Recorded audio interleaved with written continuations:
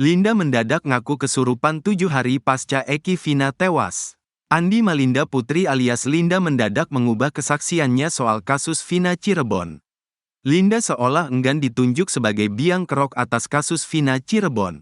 Padahal diketahui bersama Linda yang membuat kasus Vina Cirebon menjadi viral tahun 2016 silam.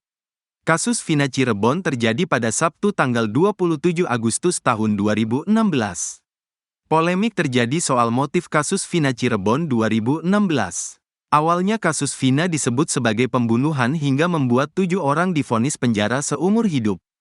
Terpidana kasus Vina Cirebon diantaranya Eko Ramadhani, Eka Sandi, Hadi Saputra, Jaya, Supriyanto, Sudirman dan Eivaldi alias Ucil. Sedangkan satu terpidana, Saka Tatal sudah dibebaskan. Kedelapan orang ini divonis bersalah membunuh Eki dan Vina Cirebon. Motif pembunuhan senada dengan isi rekaman suara Linda yang konon saat itu kesurupan arwah Vina. Linda awalnya bercerita ke Deddy Mulyadi bahwa ia kesurupan di hari ketiga setelah Eki dan Vina tewas. 3 hari setelah kematin baru aku mulai kerasukan. Seingat aku tuh malam suka nyisir depan kaca, kebiasaan buruk aku tuh suka curhat di kaca sambil nyisir. Tiba-tiba aku ngerasa badan aku udah sakit udah ditontonin orang-orang, kata Linda di YouTube Deddy Mulyadi. Keterangan ini senada dengan kakak Vina, Marliana saat diwawancara Denny Sumargo. Di 3 harinya, siang ambil HP malamnya temennya kemasukan di rumah dianya. Saya ditelepon, kata Marliana dikutip dari YouTube Denny Sumargo.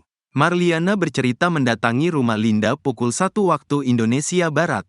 Saya ke sana sama bapak jam 1 malam. Almarhum cerita, saya rekam, kata Marliana. Rekaman suara Linda kesurupan Vina kemudian diserahkan ke polisi oleh Marliana. Saya, yang bawa rekaman ke polisi. Saya ceritain awalnya, ngambil HP saya tunjukin HP-nya, saya tunjukin foto motornya. Bukti rekaman saya kasih, baru polisi bergerak, kata Marliana. Marliana menerangkan ia memberi bukti rekaman Linda kerasukan pukul 1 waktu Indonesia Barat. Jam 1 malam saya kasih bukti rekaman itu melalui Wagitu, dia bergerak subuh, kata Marliana.